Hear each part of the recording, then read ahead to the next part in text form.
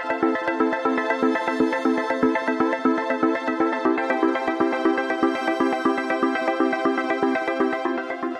Everyone, welcome to study tube. इस video में हम लोग हाइड्रोजन के ऊपर सवालों को करने वाले हैं। हाइड्रोजन तत्व के ऊपर काफ़ी सारे सवाल पूछे जाते हैं, एक इम्पॉर्टेंट एलिमेंट है ये, तो इसके ऊपर हम लोग सवालों को करने वाले हैं। जैसे हाइड्रोजन के समस्थानिक के ऊपर सवाल पूछा जाता है, प्रोटियम, ड्यूटेरियम, ट्रिटियम, इसके बारे में, हाइड्रोजन की खोज किसने की, इन सब के ऊपर हम लोग जल के बारे में देखेंगे, भारी जल के बारे में देखेंगे, हम लोग हाइड्रोजन पेरोक्साइड के बारे में देखेंगे, जल की अस्थायी कठोरता, अस्थायी कठोरता, इनको दूर करने की जो विधियां होती हैं, इन सब के ऊपर हम लोग सवालों को करने वाले हैं। ये सारे ही टॉपिक्स जो है हाइड्रोजन के ही अंदर पढ़े जाते हैं, तो इन सारे ही टॉपिक्स को हम लोग इसमें कवर करने वाले हैं। टोटल 60 से भी ज़्यादा सवालों को हम लोग इसमें कवर करेंगे, तो वीडियो को आप आराम से देखिए, काफ़ी महत्वपूर्ण है। यहाँ से खूब सारे सवाल पूछे जाते हैं। अगर हाइड्रोजन के ऊपर सवाल आया तो ये मान कर चलो कि इसी वीडियो में से कोई ना कोई सवाल आपके एग्जाम में टकरा जाएगा। काफ़ी सारे सवाल हम लोग इस वीडियो में करने वाले हैं, 60 से ज़्यादा सवाल हैं। इसके बाद जो हमारा अगला वीडियो होगा वो होगा ऑर्गेनिक कंपाउंड का पार्ट 2। मैंने पार्ट 1 अपलोड किया था, उसके बाद हम लोग पार्ट 2 देखेंगे। तो पार्ट 1 में काफ़ी अच्छे लाइक्स आप लोगों ने दिया, तो अब मैं पार्ट 2 लेकर के आऊँगा। और इस वीडियो को भी आप आराम से देखिए। अगर वीडियो आपको अच्छा लगे तो लाइक करके ज़रूर जाना, अगर नहीं अच्छा लगे तो डिसलाइक बटन भी बगल में ही होता है, आप उस पर प्रेस कर सकते हो। लेकिन अगर पसंद आया तो बिना लाइक के भागना मत, पहले बता दे रहा हूँ। तो चलिए हम लोग स्टार्ट करते हैं क्वेश्चन नंबर 1 से। हाइड्रोजन की खोज किसने की? हाइड्रोजन की खोज की हेनरी कैवेंडिश ने। काफ़ी बार ये सवाल पूछा गया है, हाइड्रोजन की खोज किसने की? Henry Cavendish. याद रखिएगा, हेनरी कैवेंडिश नाम के वैज्ञानिक थे जिन्होंने हाइड्रोजन की खोज की। हाइड्रोजन नहीं है, एस ब्लॉक का तत्व नहीं है, समूह 1 का तत्व नहीं है, आवर्त सारणी का पहला तत्व नहीं है, डी ब्लॉक का तत्व नहीं है। कौन सही है? डी सही है, डी ब्लॉक का तत्व नहीं है। ये हमारा आधुनिक आवर्त सारणी, इसमें समूह 1 और समूह 2 ये आते हैं एस ब्लॉक के अंदर। समूह 3 से लेकर के 12 तक के जो तत्व होते हैं, या फिर बोल दो समूह 3, 4, 5 से लेकर के टोटल 12 तक जो आते हैं ना, वो डी ब्लॉक के अंदर आते हैं। यहाँ आपको हाइड्रोजन दिख रहा है जो कि एस ब्लॉक में है, तो ये तो सही है। समूह 1 का तत्व है, ये हमारा समूह 1 है और ये हमारा समूह 2 है, तो ये समूह 1 का तत्व है। हाइड्रोजन आवर्त सारणी का पहला तत्व है। कैसे? क्योंकि इसका परमाणु क्रमांक 1 है। हमारे आधुनिक आवर्त सारणी में तत्वों को उनके बढ़ते हुए परमाणु क्रमांक के आधार पर रखा गया है, तो पहला परमाणु क्रमांक जिसका होगा वही हमारा पहला तत्व होगा। तो हाइड्रोजन का परमाणु क्रमांक 1 है, तो ये आवर्त सारणी का पहला तत्व है। डी ब्लॉक का तत्व नहीं है, तो हमारा आंसर यहाँ पर डी हो जाएगा। अगर आप में से कुछ ऐसे हैं जो ये बोल रहे हैं कि नहीं नहीं, हाइड्रोजन एस ब्लॉक का तत्व नहीं है, समूह 1 का तत्व नहीं है, उसे तो बिल्कुल सेपरेट रखा गया है, तो ठीक है, आप सही है, आपको भी मैं सही बोल रहा हूँ। लेकिन जो मैंने यहाँ पर लिखा हुआ है उससे भी मैं सही बोल रहा हूँ, क्योंकि ये चीज़ अभी भी क्या है, विवादित है। पास्ट से ही ये चीज़ विवादित रहा है कि हाइड्रोजन को कहाँ रखा जाए, समूह 1 में रखा जाए या फिर हैलोजन तत्व के साथ रखा जाए, क्योंकि इनकी कुछ विशेषताएं हैं जो कि समूह 1 के तत्व के साथ, क्षारीय धातु के साथ मिलती हैं, और कुछ विशेषताएं हैं जो कि हैलोजन तत्व के साथ मिलती है। हम लोग आगे देखेंगे कौन कौन सी विशेषताएं हैं, किसके साथ मिलती है। इस आधार पर एनसीईआरटी में भी लिखा हुआ है कि हाइड्रोजन को सेपरेट रखा गया है, बिल्कुल अलग रखा गया है। लेकिन आपके एग्जाम में ना सवाल आता है एस ब्लॉक के अंदर और समूह 1 के अंदर माना जाता है इसको। जैसे समूह 1 में कितने तत्व हैं काउंट करना पड़ेगा आपको, तो हाइड्रोजन को भी रखना पड़ेगा आपको। और आप गलत भी नहीं कर सकते हो, यानी कि आप ऑब्जेक्शन नहीं कर सकते हो बोर्ड को कि नहीं नहीं, आप एस ब्लॉक के अंदर या फिर समूह 1 के अंदर आपने क्यों डाल दिया, ये तो बिल्कुल सेपरेट रखा गया है। तो वहां पर कोई फायदा नहीं होगा, क्योंकि ये चीज़ अभी भी विवादित है कि हाइड्रोजन को कहाँ रखा जाए। इसीलिए आपको ये मानकर चलना है कि एस ब्लॉक का तत्व है और समूह 1 का तत्व है। जब भी सवाल आया है, हाइड्रोजन को एस ब्लॉक के ही अंदर और समूह 1 के अंदर ही रखा गया है। हाइड्रोजन का परमाणु क्रमांक है, यानी कि एटॉमिक नंबर है, 1 है। हाइड्रोजन का परमाणु द्रव्यमान है, परमाणु द्रव्यमान बोला तो आंसर क्या होगा? 1, 1.008 होता है। लेकिन आपको केवल एक ही ध्यान में रखना है, ये पूरा नहीं याद रखना है, सिंपली एक आप ध्यान में रखो, 1। या तो एमयू लगा दो या फिर सिंपली 1 रहने दो। 1 अगर है तो भी एएमयू ही माना जाता है। लेकिन अगर आप 1 ग्राम कर दोगे इस एमयू का हटा करके, तो क्या हो जाएगा? ये मोलर द्रव्यमान हो जाएगा, ठीक है, मोलर मास हो जाएगा, यानी 1 मोल हाइड्रोजन परमाणु का द्रव्यमान, उसी को हम लोग मोलर द्रव्यमान बोलते हैं। तो मोलर द्रव्यमान हम लोग ग्राम में बोलते हैं। तो जब परमाणु द्रव्यमान बोले तो 1 बताना है, या तो सिर्फ 1 बता दो आप, या फिर एमयू लगा दो आप। अगर मोलर मास बोले, मोलर द्रव्यमान बोले, 1 मोल का द्रव्यमान बोले, तब आपको 1 ग्राम बताना पड़ेगा। हाइड्रोजन में है, हाइड्रोजन में 1 इलेक्ट्रॉन है, 1 प्रोटॉन है और न्यूट्रॉन नहीं है। हाइड्रोजन एकमात्र ऐसा तत्व है जिनके परमाणु के नाभिक में कोई न्यूट्रॉन नहीं है। कई बार ये सवाल पूछा जा चुका है कि कौन सा तत्व है जिनके नाभिक में कोई न्यूट्रॉन नहीं होता है। यहाँ न्यूट्रॉन लिखा हुआ है तो ये चीज़ सही कर लेना आप, न्यूट्रॉन होगा। जहाँ जहाँ न्यूट्रॉन आया समझ जाना कि न्यूट्रॉन है। ये सॉफ्टवेयर का प्रॉब्लम है जिस पर मैं ये क्वेश्चन को टाइप करता हूँ। तो एक से अधिक इलेक्ट्रॉन गलत हो जाएगा, एक से अधिक प्रोटॉन गलत हो जाएगा, एक से अधिक न्यूट्रॉन गलत हो जाएगा। न्यूट्रॉन अनुपस्थित है हाइड्रोजन में, तो ये सही है। हाइड्रोजन एकमात्र ऐसा तत्व है जिनके परमाणु के नाभिक में कोई न्यूट्रॉन नहीं होता। परमाणु के नाभिक में क्यों? क्योंकि प्रोटॉन और न्यूट्रॉन नाभिक में ही होते हैं और इलेक्ट्रॉन जो है ये नाभिक के बाहर कोश में होता है, कक्षा में होता है। आवर्त सारणी का प्रथम धातु तत्व, देखिए आवर्त सारणी का प्रथम तत्व बोले तो हाइड्रोजन होगा, लेकिन प्रथम धातु तत्व बोले तो आंसर लिथियम होगा। तो आंसर क्या होगा? लिथियम। आवर्त सारणी का पहला तत्व हाइड्रोजन है लेकिन अधातु है। आवर्त सारणी का दूसरा तत्व हीलियम है, ये भी अधातु है। और तीसरा तत्व लिथियम है जो कि धातु है। तो तीसरा तत्व लिथियम है आवर्त सारणी का, लेकिन धातु तत्व के बारे में हम बोल सकते हैं कि लिथियम पहला धातु तत्व है। तो ये सवाल जरा ध्यान से पढ़ना। प्रकृति में पाए जाने वाले सभी तत्वों में सबसे सरल संरचना किसकी है? ऑफ कोर्स हाइड्रोजन की है, क्योंकि हाइड्रोजन के पास है ही क्या? एक इलेक्ट्रॉन है और एक प्रोटॉन है, बस हो गया। सबसे सिंपल स्ट्रक्चर है हाइड्रोजन के पास, एक इलेक्ट्रॉन है और एक प्रोटॉन है। एक प्लस यानी कि एक प्रोटॉन, एक माइनस यानी कि एक इलेक्ट्रॉन। हाइड्रोजन परमाणु में कुल न्यूट्रॉन की संख्या कितनी है? देख लो यहाँ न्यूट्रॉन लिखा हुआ है। मैंने अभी आपसे कहा आपको क्या समझना है? न्यूट्रॉन समझना है। तो हाइड्रोजन परमाणु में कुल न्यूट्रॉन की संख्या कितनी है ही नहीं, शून्य है।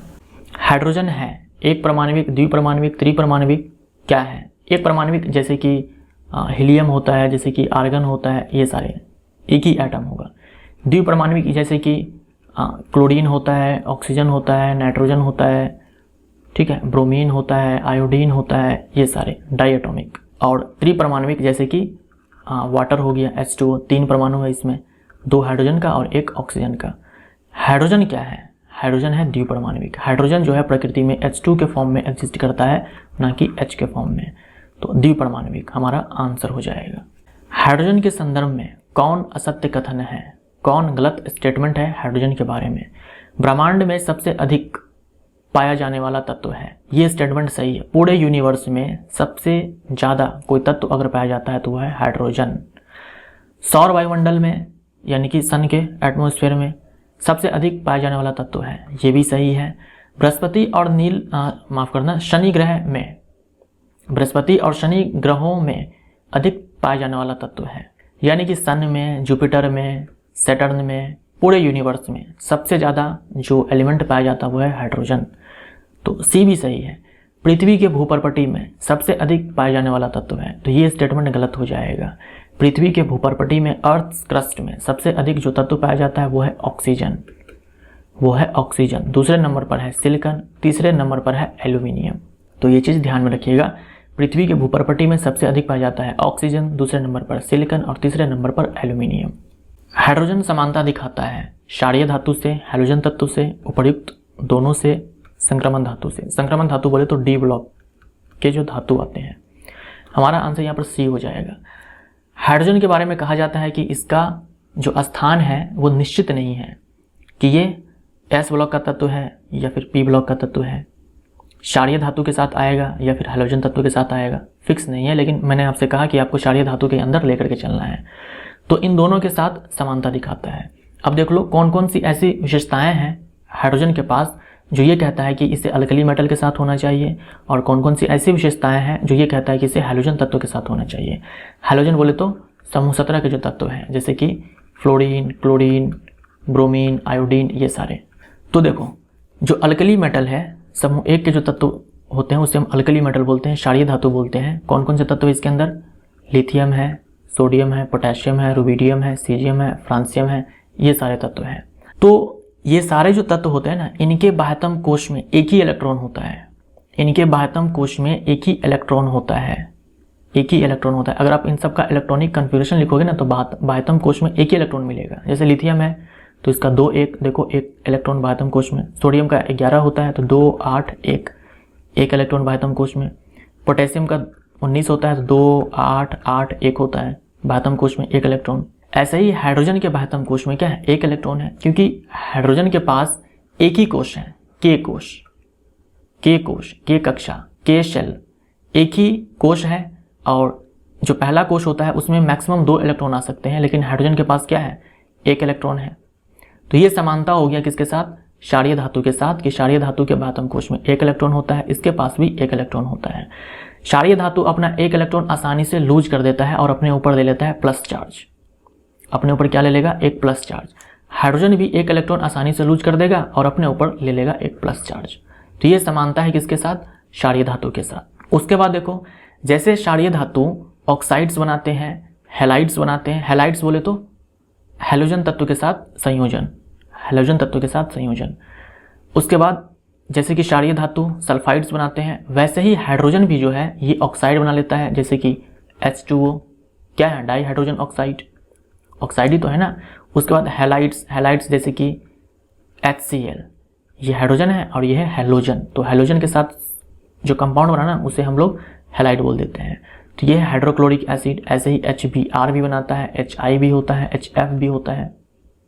और क्षारीय धातु जैसे कि सोडियम NaCl बनाता है। तो जैसे क्षारीय धातु हैलोजन के साथ कंबाइन होता है, ठीक वैसे ही हाइड्रोजन भी हैलोजन के साथ कंबाइन करता है। उसके बाद सल्फाइड हो गया हाइड्रोजन का, जैसे कि H2S। तो क्षारीय धातु भी सल्फाइड बनाता है और हाइड्रोजन भी बनाता है। तो ये सारी विशेषताएं हैं जो कि क्षारीय धातु के साथ मेल खाती है, तो इसलिए कहा जाता है कि इसको क्षारीय धातु के साथ होना चाहिए। अब आओ, कौन सी ऐसी विशेषताएं हैं जो ये कहता है कि हैलोजन के साथ होना चाहिए। जितने भी हैलोजन तत्व है ना, उनके बाह्यतम कोश में 7 इलेक्ट्रॉन होते हैं, 7 इलेक्ट्रॉन। जैसे कि फ्लोरीन का एटॉमिक नंबर कितना होता है, 9 होता है। इलेक्ट्रॉनिक कन्फिगरेशन क्या हो जाएगा, 2 7, 7 इलेक्ट्रॉन है। ये आसानी से एक इलेक्ट्रॉन, जितने भी हैलोजन तत्व है ना, आसानी से एक इलेक्ट्रॉन को लेकर के अपने बाह्यतम कोश में 8 इलेक्ट्रॉन पूरा कर लेगा। और बाह्यतम कोश में 8 इलेक्ट्रॉन किसका होता है, जो नोबल तत्व होता है, जो नोबल गैस जो होते हैं वो सारे, जैसे कि neon, argon, krypton, xenon, radon, helium को छोड़ करके। हीलियम भी नोबल गैस है, लेकिन इसके बाह्यतम कोश में 2 इलेक्ट्रॉन है। तो जैसे एक इलेक्ट्रॉन एक्सेप्ट करके हाइड्रोजन तत्व नोबल गैस कॉन्फ़िगरेशन प्राप्त कर लेता है, वैसे ही हाइड्रोजन भी अपने बाह्यतम कोश में एक इलेक्ट्रॉन ले करके, क्योंकि बाह्यतम कोश में 2 इलेक्ट्रॉन आ सकते हैं, इसके पास एक ही है, तो एक इलेक्ट्रॉन क्या करेगा ना, ये एक्सेप्ट कर लेगा। इसके पास अब 2 इलेक्ट्रॉन बाह्यतम कोश में हो जाएंगे, जैसा कि हीलियम के पास है। हीलियम के पास भी एक ही कोश है, लेकिन इसके बाह्यतम कोश में 2 इलेक्ट्रॉन हैं। और हीलियम क्या है, नोबल है, नोबल एलिमेंट है। तो हाइड्रोजन भी क्या कर सकता है, एक इलेक्ट्रॉन एक्सेप्ट करके हीलियम का इलेक्ट्रॉनिक कन्फिगरेशन प्राप्त कर लेगा, जैसा कि बाकी सारे जो हाइड्रोजन तत्व है वो करते हैं एक इलेक्ट्रॉन को एक्सेप्ट करने के बाद। तो ये समानता है हाइड्रोजन तत्व के साथ।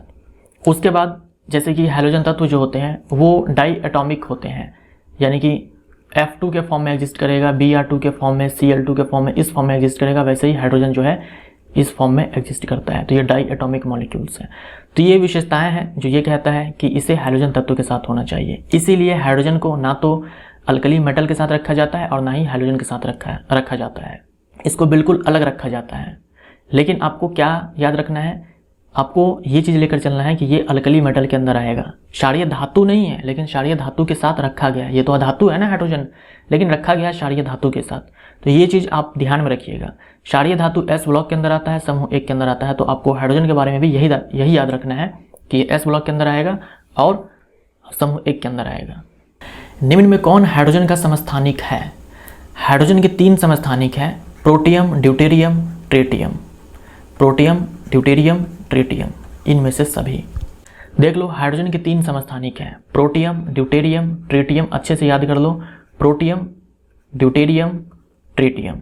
अब यहाँ ध्यान से देखो, जिसे आप लोग हाइड्रोजन बोलते हो ना, अभी तक हम लोगों ने हाइड्रोजन के बारे में पढ़ा।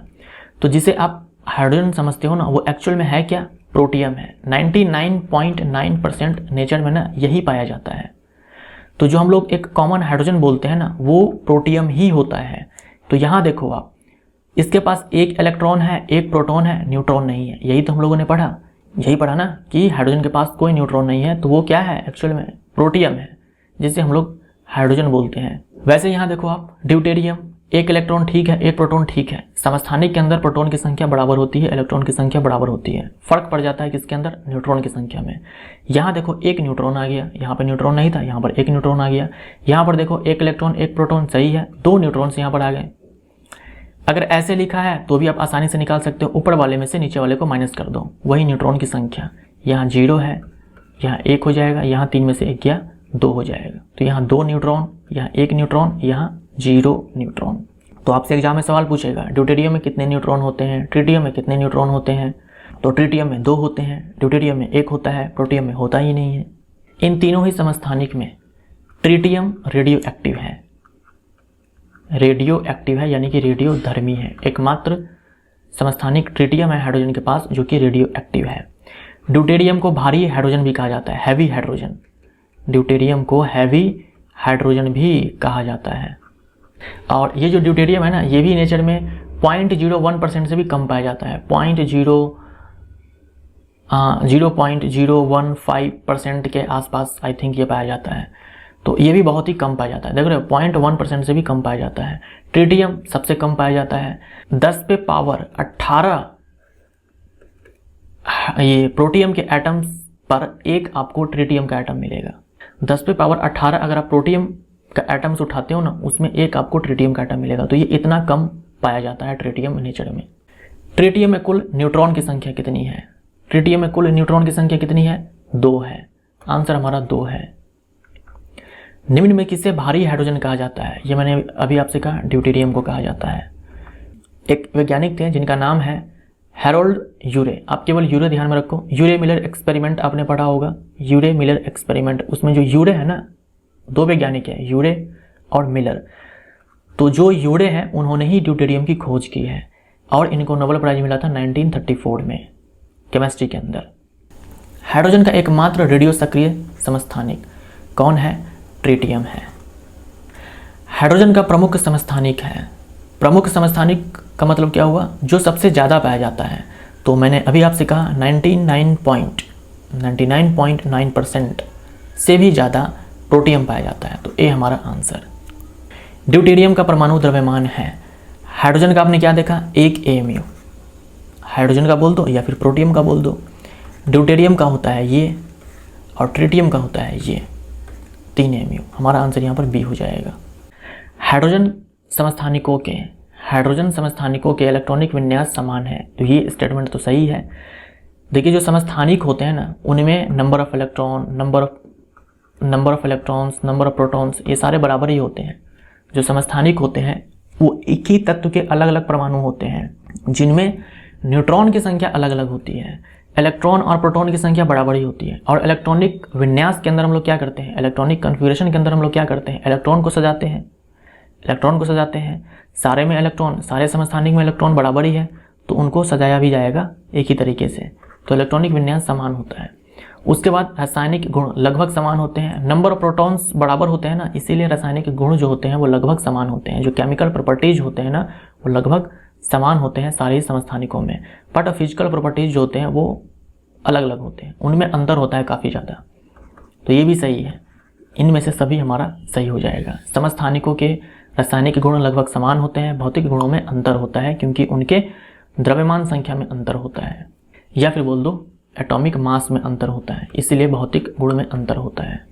निम्न में कौन डाई हाइड्रोजन है? डाई हाइड्रोजन बोले तो H2। डाई हाइड्रोजन बोले तो H2। डाई मतलब 2, हाइड्रोजन का मतलब हाइड्रोजन, 2 हाइड्रोजन, तो H2 हमारा आंसर। कार्बन मोनोऑक्साइड और हाइड्रोजन के मिश्रण को कहा जाता है। कार्बन मोनोऑक्साइड और हाइड्रोजन के मिश्रण को क्या कहा जाता है? ये कार्बन मोनोऑक्साइड गैस है और ये हाइड्रोजन गैस है। इनके मिश्रण को कहा जाता है जल गैस, या फिर बोल दो वाटर गैस। इसी को संश्लेषण गैस भी कहा जाता है, सिंथेसिस गैस इसलिए बोलते हैं क्योंकि इस मिश्रण का इस्तेमाल ना बहुत सारे चीज़ों के सिंथेसिस में किया जाता है। बहुत सारे हाइड्रोकार्बन के संश्लेषण में इस मिश्रण का इस्तेमाल किया जाता है, इसलिए इसे संश्लेषण गैस कहा जाता है, सिंथेसिस गैस कहा जाता है। शॉर्ट में इसे सिन गैस भी कहा जाता है। तो A, B, C ये सारे सही हैं। इनमें से कोई नहीं, इनमें से सभी हो जाएगा। ठीक है, इनमें से सभी। कार्बन मोनोऑक्साइड और हाइड्रोजन के मिश्रण को कहा जाता है वाटर गैस, संश्लेषण गैस, सिन गैस। इनमें से सभी होगा, ये चीज़ यहाँ पर करेक्ट कर लेना, इनमें से सभी। कोल से जल गैस का उत्पादन करने की प्रक्रिया को डैश कहते हैं। जल गैस का मतलब आप समझ रहे हो, कार्बन मोनोऑक्साइड प्लस H2 का जो मिश्रण है। तो कोयले से जल गैस का उत्पादन करने की जो प्रक्रिया है उसे कहा जाता है कोल गैसीकरण। तो बी हमारा आंसर, कोल गैसीकरण। हाइड्रोजन गैस है, तो हाइड्रोजन गैस ये रंगहीन होती है, गंधहीन होती है, स्वादहीन होती है, ज्वलनशील होती है, जल में नहीं घुलती है। ये सारी चीज़ें आप ध्यान में रखें। रंगहीन होती है, गंधहीन होती है, स्वादहीन होती है, ज्वलनशील होती है और वाटर इनसॉल्युबल होती है, जल में अघुलनशील होती है, जल में नहीं घुलती है हाइड्रोजन गैस। निम्न में कौन दहनशील गैस है, यानी कौन ज्वलनशील गैस है, कौन फ्लेमेबल गैस है? तो मीथेन भी है, हाइड्रोजन भी है, कार्बन डाइऑक्साइड नहीं है, प्रोपेन भी है। हमारा आंसर सी हो जाएगा। हमसे पूछा था कि कौन नहीं है, तो कार्बन डाइऑक्साइड नहीं है। कार्बन डाइऑक्साइड ज्वलनशील गैस नहीं है। प्रोपेन तो आप जानते ही होंगे, प्रोपेन एलपीजी का मुख्य घटक है, लिक्विफाइड पेट्रोलियम गैस। एलपीजी का मुख्य घटक होता है प्रोपेन एंड ब्यूटेन।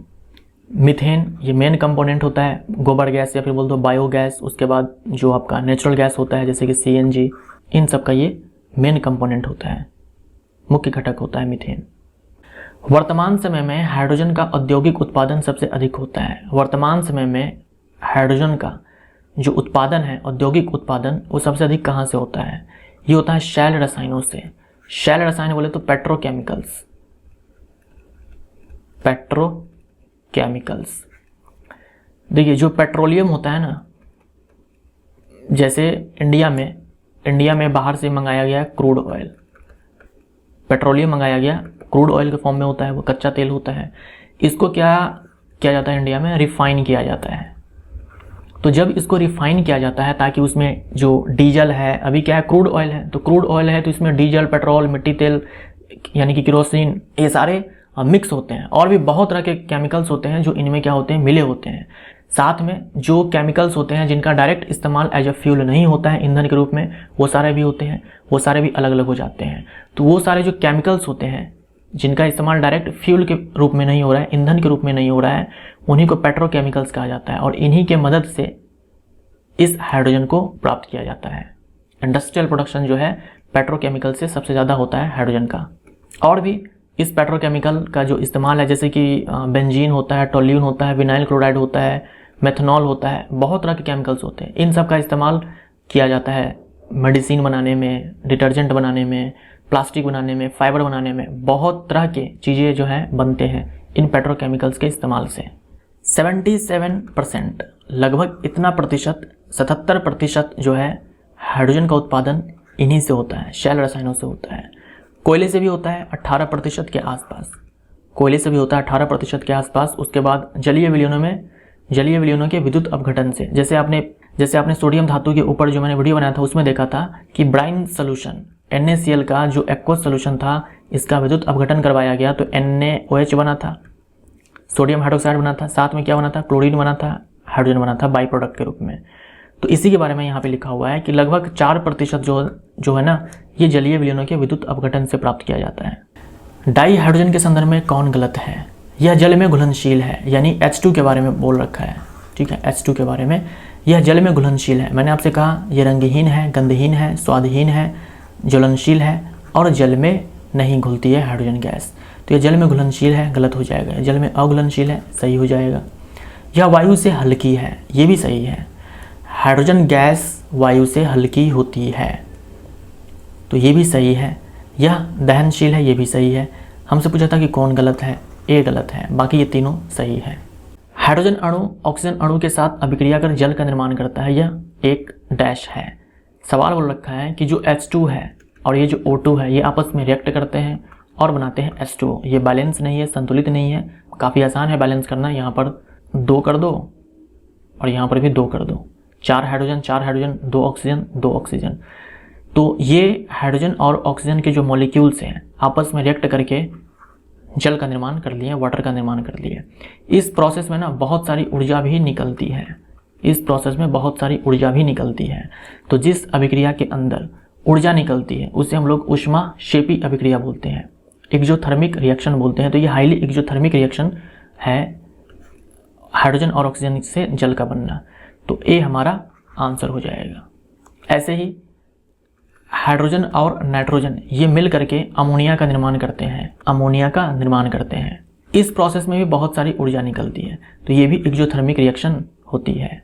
अमोनिया का निर्माण करना हाइड्रोजन और नाइट्रोजन के संयोग से, ये भी क्या है, ऊष्माक्षेपी अभिक्रिया है। और इस प्रोसेस को बोलते हैं हैबर प्रोसेस। ठीक है, हैबर प्रोसेस। आगे एक सवाल आएगा इस पर, ये हमारा आंसर। हैबर प्रक्रिया द्वारा किसका निर्माण किया जाता है? हैबर प्रक्रिया द्वारा अमोनिया का निर्माण किया जाता है। हाइड्रोजन और ऑक्सीजन मिलकर के ये बनाते हैं अमोनिया। ठीक है, ये बनाते हैं अमोनिया। ये हो गया बैलेंस्ड इक्वेशन। इस प्रोसेस में बहुत सारी ऊर्जा निकलती है, इसलिए एक्सोथर्मिक रिएक्शन होती है, यानी कि ऊष्माक्षेपी अभिक्रिया होती है। और इस रिएक्शन का नाम क्या है? Haber process. तो कभी पूछ ले भाई कि हैबर प्रोसेस में किसका निर्माण होता है, जैसा कि यहाँ पर सवाल है, आंसर आपका अमोनिया होगा। फिर इस अमोनिया से नाइट्रिक एसिड बनाया जाता है, जो नाइट्रोजन युक्त उर्वरक होते हैं वो सारी चीज़ें बनाई जाते हैं। तो जो आपने देखा कि हाइड्रोजन का औद्योगिक उत्पादन किया जाता है, हाइड्रोजन का औद्योगिक उत्पादन किया जाता है, उनमें सबसे ज़्यादा या फिर जिस भी तरीके से हाइड्रोजन का जो उत्पादन किया जाता है, तो इस हाइड्रोजन का सबसे बड़ा जो इस्तेमाल होता है ना, वो हैबर प्रोसेस के जरिए अमोनिया का निर्माण में होता है।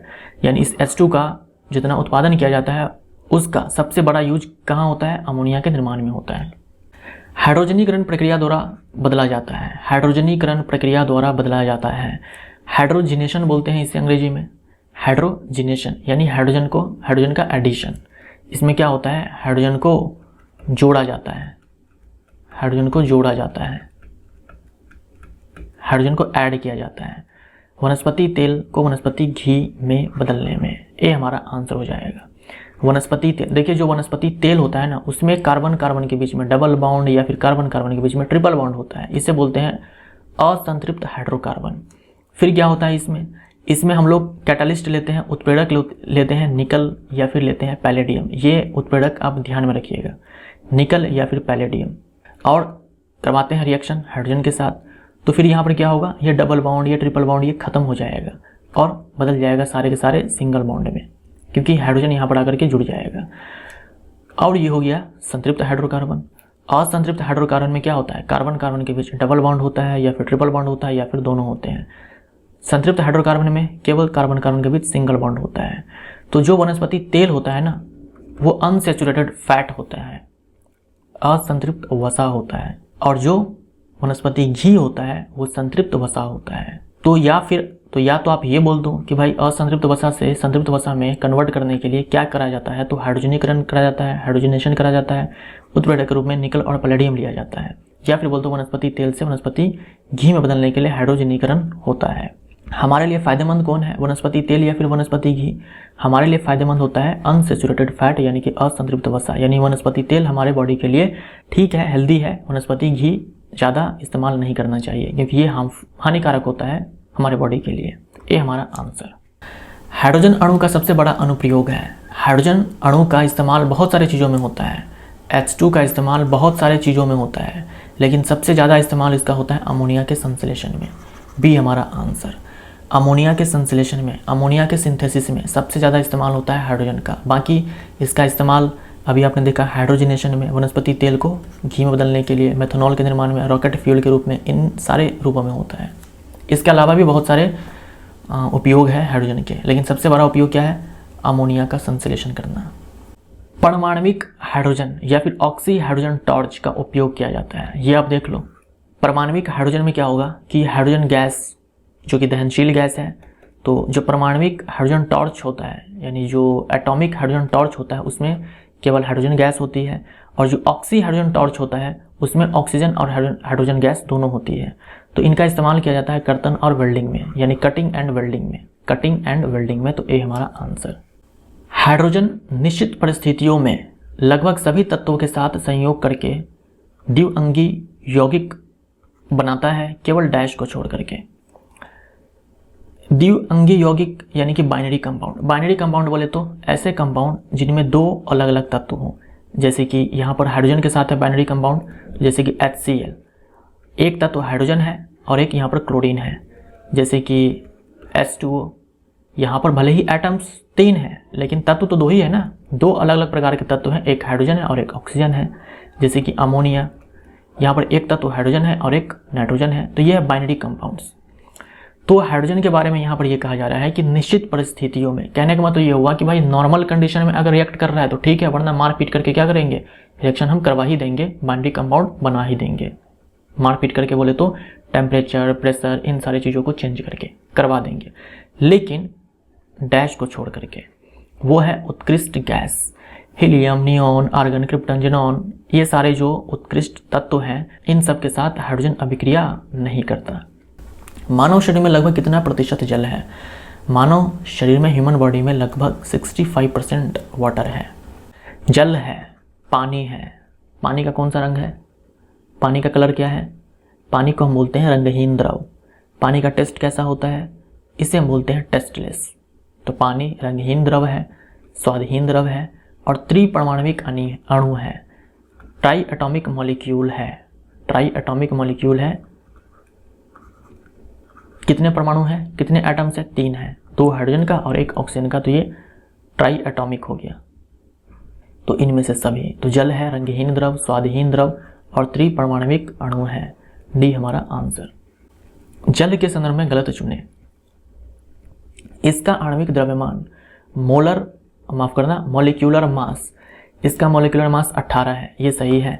H2O होता है, हाइड्रोजन का यहाँ पर 2 हो जाएगा, एक हाइड्रोजन का 1, 2 हाइड्रोजन का 2। ऑक्सीजन का एटॉमिक नंबर होता है 8, लेकिन परमाणु द्रव्यमान 16 होता है, तो टोटल 18 हो गया। या तो 18 बोल दो या फिर बोल दो 18 AMU। AMU मत लगाओ, यहाँ पर U लगा दो, यूनिफाइड मास 18U। जब भी मॉलिक्यूल आए ना, अणु आए ना, तो वहाँ पर AMU मत लगाओ, U लगा दो, ज़्यादा बेटर रहेगा। बाकी आप AMU लगा सकते हो लेकिन U ज़्यादा अच्छा होता है, तो ये सही है। इसका मोलर द्रव्यमान, यानी 1 मोल अणु का द्रव्यमान, 1 मोल अणु का द्रव्यमान 18 ग्राम है, तो ये भी सही है। ग्राम लगा दो तो मोलर मास हो जाएगा। इसका क्वथनांक यानी कि बॉइलिंग पॉइंट आप कितना जानते हो? 100 डिग्री सेल्सियस, बट ये सेल्सियस में है ना, यहाँ पर केल्विन में बताना है आपको, तो इसमें क्या होगा? 273 ऐड कर दो। केल्विन में बदलने के लिए सेल्सियस को 273 ऐड करते हैं, तो 373 केल्विन हो जाएगा, तो ये भी सही है। इसका गलनांक 173 केल्विन है, तो गलनांक हम लोग याद करते हैं 0 डिग्री सेल्सियस, केल्विन में चेंज कर दो, 273 ऐड कर दो, तो 273 केल्विन इसका गलनांक हो जाएगा। गलत क्या है? गलनांक। बाकी ये ABC सही है।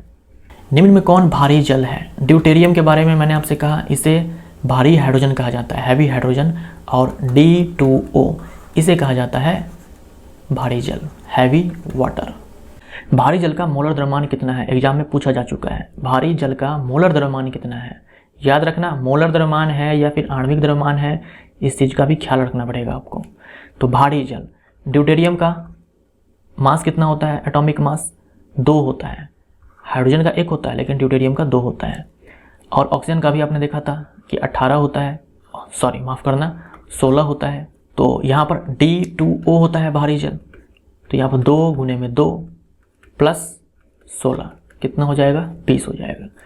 तो 20 हो गया इसका आणविक द्रव्यमान, 20 हो गया मॉलिक्यूलर मास। हमसे पूछा है मोलर मास, तो क्या करेंगे? ग्राम लगा देंगे, तो डी हमारा आंसर। जल्दबाजी में ये मत टिक मारिएगा, ये आणविक द्रव्यमान है, मॉलिक्यूलर मास है, हमसे मोलर द्रव्यमान पूछा था तो 20 ग्राम। जल के बारे में गलत चुनना है, जल के बारे में गलत चुनना है, इंपॉर्टेंट सवाल है, ध्यान में रखिएगा। यह उभयधर्मी है। उभयधर्मी बोले तो ये अम्ल की तरह भी बिहेव करता है और क्षारक की तरह भी बिहेव करता है, इसलिए ये उभयधर्मी है, सही है। यह अत्यधिक ध्रुवित अणु है, हाईली पोलर मॉलिक्यूल है, हाईली पोलर मॉलिक्यूल है। देखिए जो पोलर मॉलिक्यूल्स होते हैं ना, उनके ऊपर इस तरह से आपको आवेश दिखते हैं। जो पोलर मॉलिक्यूल्स होते हैं इस तरह से उनके ऊपर आवेश दिखते हैं। हालांकि ऐसा भी होता है कि आवेश आपको दिखेंगे बट वो पोलर नहीं होगा। तो पोलर मॉलिक्यूल कौन है कौन नहीं है ये बताना इतना आसान नहीं है। इसके लिए आपको कई सारी चीज़ें पहले से पता होनी चाहिए। आपको ये मालूम होना चाहिए कि इसका इलेक्ट्रोनेगेटिविटी कितना होता है। जैसे यहाँ हाइड्रोजन है, हाइड्रोजन का 2.1 होता है, ऑक्सीजन का 3.5 होता है। इस तरह से आपको पता होना चाहिए। फ्लोरीन का लगभग 4 होता है, कार्बन का 2.5 होता है। इस तरह से आपको पता होना चाहिए। तो पहला तो ये हो गया कि भाई इलेक्ट्रोनेगेटिविटी आपको मालूम होना चाहिए। दूसरा, आपको डाइपोल मोमेंट निकालने आना चाहिए। तीसरा, जो सबसे खतरनाक है, आपको स्ट्रक्चर मालूम होना चाहिए। ठीक है, आपको स्ट्रक्चर मालूम होना चाहिए। जैसे यहाँ देखो, अगर आप यहाँ पर ऐसे बना दोगे ना तो यहाँ मामला कुछ अलग हो जाएगा। और ये है बेंट शेप, इसको बोलते हैं बेंट शेप, यानी कि झुका हुआ, मुड़ा हुआ, बेंट शेप। एक्चुअल में ये स्ट्रक्चर होता है, बट आप ऐसे बना दोगे तो वहाँ खेल कुछ अलग हो जाएगा। तो ये स्ट्रक्चर भी मालूम होना चाहिए, तब जा करके हमें मालूम पड़ता है कि भाई कौन पोलर है, कौन पोलर नहीं है। तो ये पोलर मॉलिक्यूल कौन है, कौन नहीं है, ये बताना इतना आसान नहीं होता है। ये सारी चीज़ें आपको पता होनी चाहिए, तब जाकर के आप बता पाओगे। कुछ ऐसे मॉलिक्यूल्स हैं जिनके बारे में मैं अभी आपको अगले स्लाइड में बताऊंगा कि आपको ध्यान में रखना है कि कौन पोलर है, कौन नहीं है। एग्जाम में सवाल आया तो ये मानकर चलो उसी में से कोई ना कोई टकरा जाएगा। ये अगले स्लाइड में हम लोग अभी देखते हैं। अगला स्टेटमेंट देखते हैं। द्रव अवस्था में जल के अणुओं के बीच हाइड्रोजन आबंध होता है। सीधा आप याद रखो, जल के जो अणु होते हैं उनके बीच में हाइड्रोजन बॉन्ड होता है।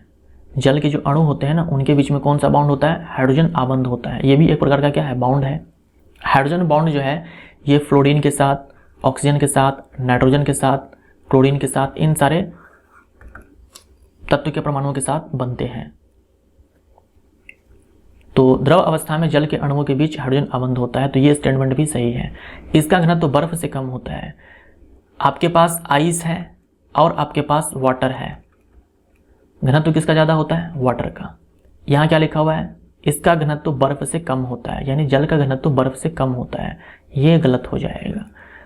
जल का घनत्व बर्फ से अधिक होता है, इसीलिए जो आइस क्यूब्स होते हैं ना, वो जल में फ्लोट करते हैं, तैरते हैं। ये देखिए, ये याद रखिएगा, ये इंपॉर्टेंट है, क्योंकि कभी कभी मैंने देखा है कि इसके ऊपर भी सवाल पूछ लेता है। ये सारे जो मॉलिक्यूल्स हैं ये नॉन पोलर है, H2, N2, O2, Cl2। इसके अलावा कोई भी अगर आप देखो कि उनमें दो परमाणु हैं, डाई एटॉमिक मॉलिक्यूल्स हैं और दोनों एटम्स जो है सिमिलर है, द्विपरमाणुक अणु है और दोनों जो परमाणु है वो एक ही प्रकार के हैं, तो वो क्या हो जाएगा? नॉन पोलर हो जाएगा। वो नॉन पोलर हो जाएगा, अध्रुवीय हो जाएगा। उसके बाद हैलाइड्स ऑफ हाइड्रोजन जैसे कि HCl, HF, HBr, HI, ये सारे पोलर मॉलिक्यूल्स होते हैं। बहुत ही अच्छे से ध्यान में रखिएगा। कार्बन डाइऑक्साइड ये नॉन पोलर होता है। वाटर हो गया, hydrogen sulphide, sulphur dioxide, ammonia, ये सारे पोलर मॉलिक्यूल्स हैं, ध्रुवीय अणु है। H2O2 हाइड्रोजन परऑक्साइड ये भी पोलर मॉलिक्यूल है। बेंजीन ये नॉन पोलर मॉलिक्यूल है। सामान्यतः वर्षा का जल डैश होता है। सामान्यतः वर्षा का जल शुद्ध होता है, लेकिन कुछ मात्रा में इसमें घुलनशील गैस जो हमारे वायुमंडल में उपस्थित है वो वर्षा जल में घुली हुई हो सकती है। जल की अस्थायी कठोरता डैश के कारण होती है। अस्थायी कठोरता यानी कि टेम्परेरी हार्डनेस। तो याद रखिएगा, कैल्शियम एंड मैग्नीशियम। कैल्शियम का बाइकार्बोनेट सॉल्ट या फिर मैग्नीशियम का बाइकार्बोनेट सॉल्ट यानी कि लवण। तो कैल्शियम मैग्नीशियम का बाइकार्बोनेट सॉल्ट जो होता है वो जल में घुलनशील होता है। वो क्या होता है? वाटर सोल्यूबल होता है। जब ये जल में घुल जाए तो वो जल को अस्थायी कठोरता दे देगा, यानी जल हो जाएगा अस्थायी कठोर। टेम्परेरी हार्डनेस वाटर के अंदर चली जाती है। तो calcium bicarbonate, magnesium bicarbonate, A और बी दोनों ध्यान में रखिएगा, इंपॉर्टेंट है ये चीज़। Calcium bicarbonate, magnesium bicarbonate water soluble होता है, जल में घुलनशील होता है। अगर ये जल में घुला हुआ है तो जल होगा अस्थायी कठोर। अब इसको दूर करने के लिए आपने पढ़ा होगा, सिंपली क्या करना है? बॉयल कर देना है। सिंपली क्या कर देना है? बॉयल कर देना है। ये देखो, ये मैग्नीशियम का बाइकार्बोनेट है, ये कैल्शियम का बाइकार्बोनेट है। मैग्नीशियम बाइकार्बोनेट, कैल्शियम बाइकार्बोनेट, हमने क्या करा? इसको गर्म किया। जब हमने गर्म किया तो कैल्शियम बाइकार्बोनेट कन्वर्ट हो गया कैल्शियम कार्बोनेट में, और कैल्शियम कार्बोनेट ये जल में नहीं घुलता है, ये अघुलनशील है। तो जिस भी बर्तन में आप गर्म कर रहे हो वो नीचे जाकर के बैठ जाएगा, कैल्शियम कार्बोनेट नीचे तली में जाकर के बैठ जाएगा। उसके बाद आप पानी को छान सकते हो। उसके बाद जो मैग्नीशियम बाइकार्बोनेट होगा वो जो अगर घुला होगा तो गर्म करोगे तो मैग्नीशियम हाइड्रोक्साइड बनेगा वहां पर। मैग्नीशियम कार्बोनेट नहीं, मैग्नीशियम हाइड्रोक्साइड बनेगा वहां पर। और मैग्नीशियम हाइड्रोक्साइड आप जानते हो ये भी जल में अघुलनशील होता है, तो ये भी अवक्षेप के रूप में नीचे बैठ जाएगा।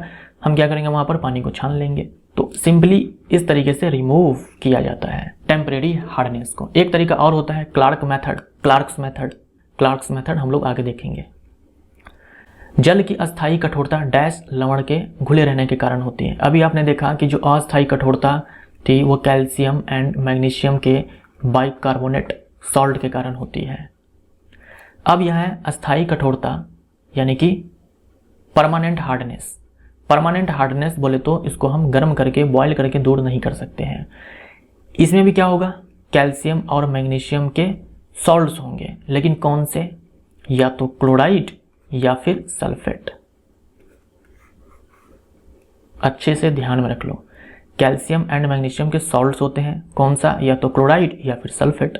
अगर ये जल में घुला हुआ है, क्योंकि ये सारे भी क्या होते हैं, सॉल्युबल होते हैं, अगर ये सारे जल में घुले हुए हैं या फिर बोल दो इनमें से कोई भी सॉल्ट अगर जल में घुला हुआ है, चाहे कैल्शियम क्लोराइड या फिर कैल्शियम सल्फेट, चाहे मैग्नीशियम क्लोराइड या फिर मैग्नीशियम सल्फेट, कोई भी अगर घुला हुआ है तो वो जल कठोर हो जाएगा। और कौन सा कठोर, अस्थायी कठोर, परमानेंट हार्डनेस जल के अंदर आ जाती है। तो calcium chloride, magnesium chloride, calcium sulphate उपर्युक्त सभी आप ऐसे ध्यान में रखो, कैल्शियम का क्लोराइड हो या फिर सल्फेट हो, मैग्नीशियम का क्लोराइड हो या फिर सल्फेट हो, अगर जल में घुला हुआ है तो वो जल को बनाएगा अस्थायी कठोर। निम्न में कौन अघुलनशील लवण है? कैल्शियम और मैग्नीशियम का बाइकार्बोनेट, ये जल में घुलनशील है। तो हमसे पूछा कि अघुलनशील लवण है, तो ये नहीं है। कैल्शियम और मैग्नीशियम का क्लोराइड, ये भी जल में घुलनशील है, जो कि जल को अस्थायी कठोरता देगा, तो ये भी नहीं होगा। कैल्शियम और मैग्नीशियम का सल्फेट, ये भी जल में घुलनशील है, जो कि अस्थायी कठोरता देगा। मैंने अभी आपसे कहा कि कैल्शियम मैग्नीशियम इसका या तो क्लोराइड हो या फिर सल्फेट हो, तो ये वाटर सॉल्युबल होगा, तो ये भी नहीं होगा। कैल्शियम और मैग्नीशियम का कार्बोनेट, ये दोनों ही जल में अघुलनशील होते हैं। कैल्शियम का भी कार्बोनेट और मैग्नीशियम का भी कार्बोनेट और मैग्नीशियम हाइड्रोक्साइड, ये सारे जल में अघुलनशील होते हैं, तो ये सही है, डी हमारा आंसर। यदि जल में कैल्शियम या मैग्नीशियम सल्फेट लवण घुला हो तो जल होगा कौन सा कठोर, अस्थायी कठोर या फिर अस्थायी कठोर? अस्थायी कठोर। कठोर तो होगा लेकिन अस्थायी कठोर। कैल्शियम या फिर मैग्नीशियम सल्फेट अगर जल में घुला हो तो अस्थायी कठोर होगा। निम्न में से असत्य कथन चुने। जल की अस्थायी कठोरता, जल की अस्थायी कठोरता को उबालकर दूर किया जा सकता है, ये स्टेटमेंट सही है। उबालकर दूर किया जा सकता है अस्थायी कठोरता को। कठोर जल साबुन के साथ झाग नहीं देता है, ये स्टेटमेंट भी सही है। कठोर जल साबुन के साथ झाग नहीं देता है। कठोर जल साबुन के साथ ना अवशेप देता है, बट यहाँ लिखा हुआ है मृदु जल यानी कि सॉफ्ट वाटर साबुन के साथ अवशेप देता है, तो ये गलत हो जाएगा। कठोर जल साबुन के साथ झाग नहीं देता है बल्कि अवशेप देता है। कठोर जल धुलाई के लिए सही नहीं है, क्योंकि झाग ही नहीं देगा तो धुलाई के लिए बिल्कुल सही नहीं है वो। उसके बाद जो भाप कथित्र होता है यानी कि जो बॉयलर होता है, इसके लिए भी सही नहीं होता है, क्योंकि बॉयलर के अंदर क्या होता है, जो इसका आंतरिक परत होता है, इसके ऊपर पतली सी परत चढ़ जाती है, किसकी, जो इनसॉल्युबल सॉल्ट्स होते हैं। हार्ड वाटर अगर हम गर्म करेंगे यहाँ पर तो क्या होगा, जो इनसॉल्युबल सॉल्ट्स होंगे, जो अघुलनशील लवण होंगे, उनकी इस पर परत चढ़ जाती है। इससे क्या होगा, बॉयलर खराब हो जाएगा, पानी जल्दी गर्म नहीं होगा, तो इस बॉयलर के लिए भी हानिकारक होता है ये कठोर जल। तो ये स्टेटमेंट भी सही है, सी हमारा आंसर हो जाएगा। तो यहाँ जो मैंने टिक किया हुआ है, लिखा हुआ है, सबको मैं इरेज करता हूँ, ठीक है, इन सबको मैं इरेज करता हूँ। यहाँ जो आपने देखा कि जल की अस्थायी कठोरता को उबालकर दूर किया जा सकता है, तो ये तो सही है। एक और मेथड होता है क्लार्क्स मेथड, ठीक है, क्लार्क्स मेथड बोलते हैं। ये भी एक तरीका है जिससे अस्थायी कठोरता को दूर किया जा सकता है। ये भी एक तरीका है जिससे कि अस्थायी कठोरता को हम दूर कर सकते हैं बाय एडिंग लाइम। लाइम बोले तो यहाँ पर कैल्शियम हाइड्रोक्साइड, भगरा चूना को लिया गया है। जो कैल्शियम हाइड्रोक्साइड है उसको ऐड किया जाएगा अस्थायी कठोर जल में, उसके बाद फिर से रिएक्शन होगा, प्रेसिपिटेट बनेगा, पानी को छानकर अलग कर लिया जाएगा, इस तरह से। तो इसे बोलते हैं क्लार्क्स मेथड। एग्जाम में क्या पूछा जाएगा कि इसमें हम लोग किसको ऐड करते हैं, आंसर आपको देना पड़ेगा कैल्शियम हाइड्रोक्साइड को। यहाँ पर आप देख सकते हो ये कैल्शियम का बाइकार्बोनेट, ये मैग्नीशियम का बाइकार्बोनेट, इसमें कैल्शियम हाइड्रोक्साइड को ऐड किया, तो यहाँ पर बना कैल्शियम कार्बोनेट जो कि अवशेप के रूप में प्राप्त होगा, और यहाँ पर कैल्शियम कार्बोनेट और मैग्नीशियम हाइड्रोक्साइड ये दोनों ही अवशेप के रूप में प्राप्त होंगे, क्योंकि ये दोनों ही जल में अघुलनशील है, पानी को छान करके अलग कर लिया जाएगा। जल की अस्थायी कठोरता को डैश के उपचार से दूर किया जा सकता है। अब है अस्थायी कठोरता को डैश के उपचार से दूर किया जा सकता है, तो यहाँ पर क्या होगा हमारा आंसर, सोडियम कार्बोनेट, जिसे हम लोग वॉशिंग सोडा भी बोलते हैं, धावन सोडा भी बोलते हैं। सोडियम हेक्सा मेटाफॉस्फेट, इसका नाम आपने सोडियम धातु के ऊपर जो मैंने सवाल डाला था उसमें भी आपने सुना था, सोडियम हेक्सा मेटाफॉस्फेट। ये मार्केट में कैलगोन के नाम से बिकता है। ये मार्केट में कैलगोन के नाम से बिकता है। इसका इस्तेमाल भी जल की अस्थायी कठोरता को दूर करने में किया जाता है। निम्न में कौन जल की अस्थायी कठोरता को दूर करने की एक विधि नहीं है? कैलगोन विधि है, परम्यूटेट विधि है, संश्लेषित रेजिन विधि है, उबालना है। तो अस्थायी कठोरता को दूर करना है तो भाई उबाल करके तो दूर होगा नहीं, तो ये नहीं होगा। बाकी ये 3 मेथड्स हैं। तो यहाँ पर देखो कितने मेथड्स हैं, 4 टोटल मेथड्स हैं। जल की अस्थायी कठोरता को दूर करने के लिए ये सारे 4 मेथड्स हैं। इन चारों का नाम आप अच्छे से ध्यान में रखिएगा। पहला है वॉशिंग सोडा के साथ ट्रीटमेंट करना, उपचार करना, यानी कि वॉशिंग सोडा को, धावन सोडा को ऐड किया जाएगा। दूसरा है कैलगोन्स मेथड। कैलगोन्स मेथड में क्या होगा, सोडियम हेक्सामेटाफॉस्फेट इसको ऐड किया जाएगा। उसके बाद है परम्यूटेट या फिर जियोलाइट मेथड। परम्यूटेट या फिर जियोलाइट किसको बोलते हैं? परम्यूटेट हम लोग बोलते हैं सोडियम एल्यूमिनियम सिलिकेट। ये जो आपके पास कंपाउंड है ना, इसी को बोलते हैं परम्यूटेट या फिर इसी को बोलते हैं जियोलाइट। तो इसको ऐड किया जाएगा हार्ड वाटर में, तो इसीलिए बोलते हैं जियोलाइट मेथड या फिर परम्यूटेट मेथड। और एक होता है सिंथेटिक रेजिन्स मेथड। इनका बस आप केवल नाम ध्यान में रखो, सिंथेटिक रेजिन्स मेथड यानी कि संश्लेषित रेजिन विधि। इनका भी इस्तेमाल होता है। सबसे ज़्यादा किसका इस्तेमाल होता है? सबसे ज़्यादा किसका इस्तेमाल होता है?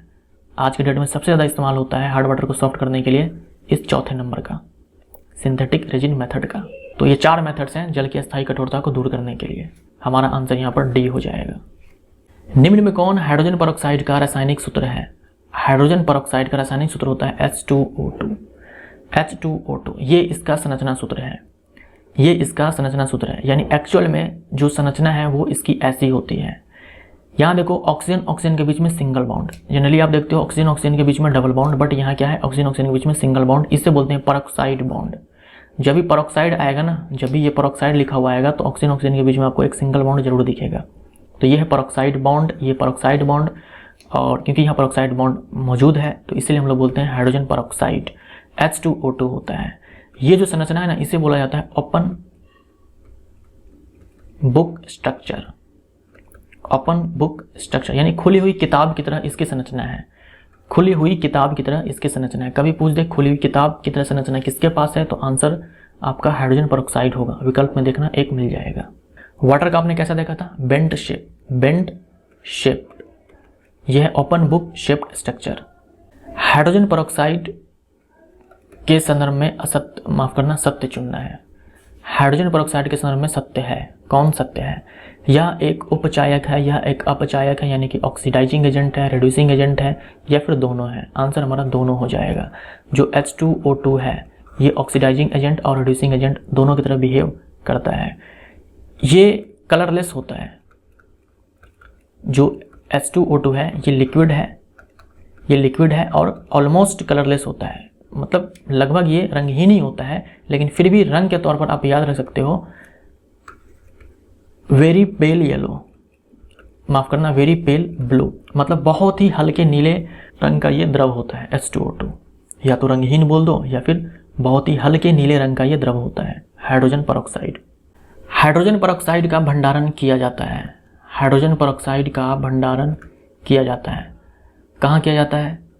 देखिए H2O2 जो होता है, हाइड्रोजन परऑक्साइड जो होता है, इसे हम लोग प्लास्टिक के पात्र में रखते हैं। प्लास्टिक के पात्र में रखते हैं। इसे हम लोग धातु के पात्र में नहीं रख सकते हैं, और ना ही हम इसे प्रकाश में रख सकते हैं। कांच के पात्र में भी नहीं रख सकते हैं। कांच के पात्र में रख सकते हैं, लेकिन क्या होगा, यहाँ पर वैक्स की कोटिंग करनी पड़ती है। ग्लास के अंदर, कांच के अंदर वैक्स की कोटिंग करनी पड़ती है। तो अगर केवल कांच है, कोई वैक्स लाइन नहीं है, तो फिर नहीं रख सकते हैं। तो कांच के पात्र में भी हम बोल सकते हैं कि नहीं रख सकते हैं।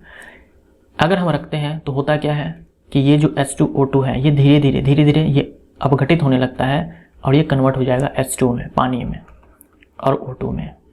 तो ये धीरे धीरे डिकम्पोज हो जाता है H2O प्लस O2 में।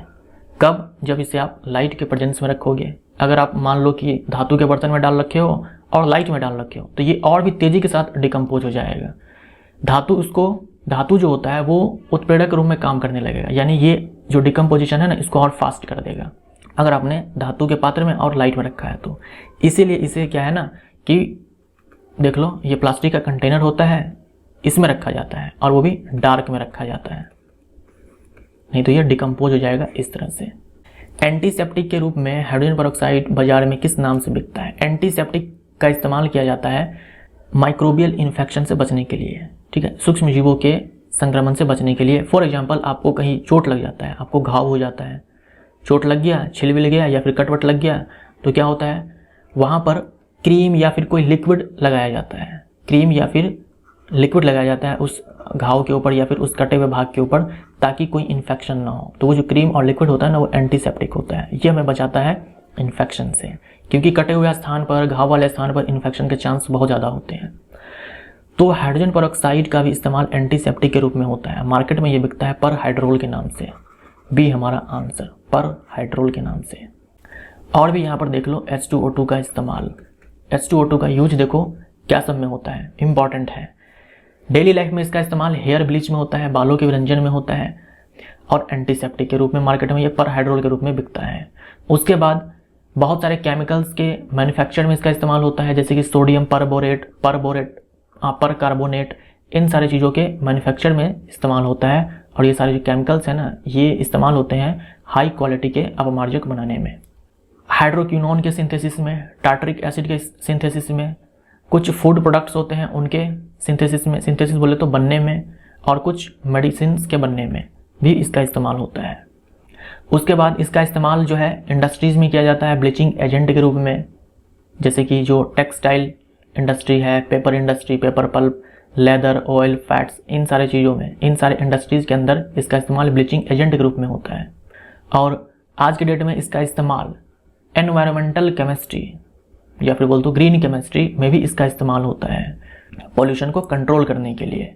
जो डोमेस्टिक या फिर इंडस्ट्रियल एफ्लुएंस होते हैं, मतलब जो घरेलू बहिस्राव होता है या फिर इंडस्ट्री से जो बहिस्राव आता है, उनको ट्रीट करने में, उनको ट्रीट करके पॉल्यूशन को कंट्रोल करने में। तो ये सारे उपयोग है, एक बार आप वीडियो पॉज करके खुद से भी पढ़ लेना। इन सारे चीज़ों में H2O2 का इस्तेमाल होता है, हाइड्रोजन पेरोक्साइड का इस्तेमाल होता है। हाइड्रोजन पेरोक्साइड का उपयोग किया जाता है बालों के विरंजन में, सही है, वस्त्रों, कागज की लुगदी, चमड़ा, तेल आदि के विरंजक कारक के रूप में, ब्लीचिंग एजेंट के रूप में, पर्यावरण नियंत्रण में, घरेलू और औद्योगिक बहिस्राव उपचार में, इनमें से सभी।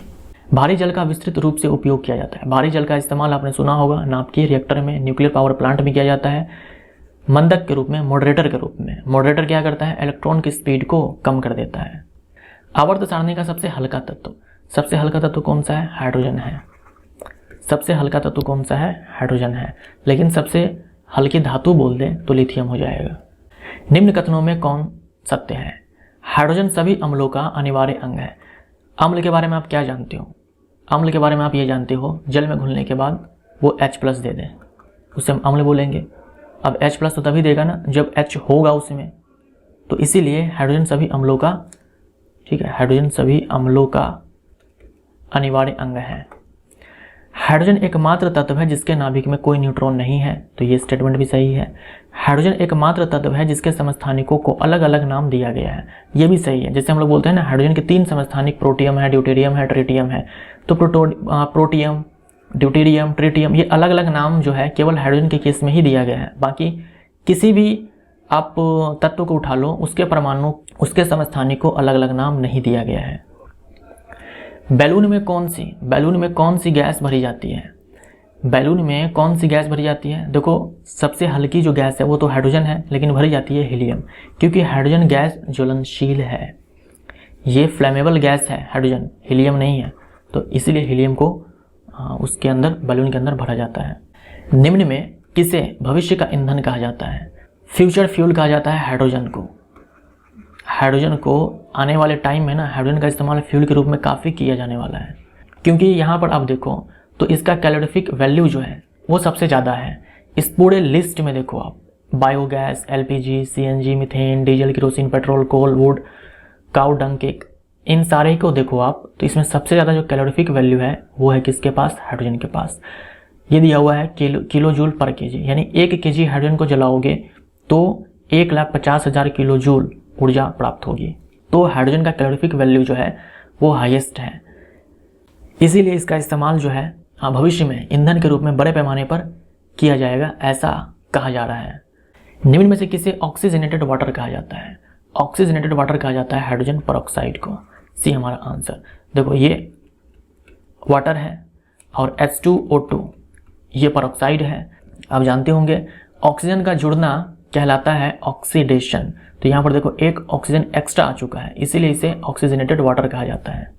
किस तापमान पर जल का घनत्व अधिकतम और आयतन न्यूनतम होता है? 4 डिग्री सेल्सियस।